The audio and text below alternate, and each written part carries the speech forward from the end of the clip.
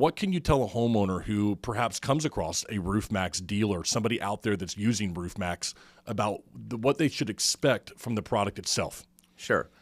So back in 17 and even 18, 19, that was a valid question, and it's still a valid question today. But the science has proven it out. Also, time in the saddle. Now, Roof Maxx is not to protect against hurricanes. It's really just we sell it as a maintenance product. Petrochemical oil dries out. That's why you get potholes in the road. It's why your roof blows off and the shingle ends up in the backyard. Mm-hmm. We're just putting an all-natural, a plant-based oil back in to replace the dried-out petrochemical oils. It's a skin moisturizer for your roof.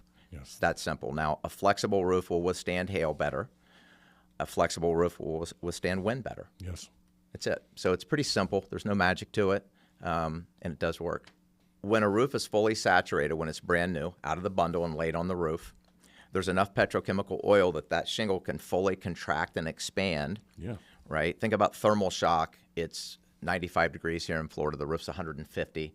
Thunderstorm rolls in, cools the roof quickly to 65, 70 degrees. That's thermal shock.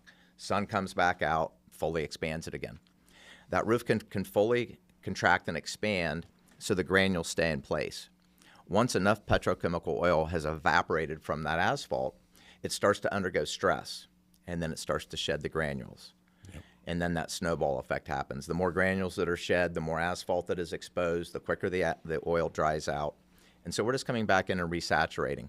We don't stop degranulation. We reduce it, greatly reduce it. Absolutely, you do.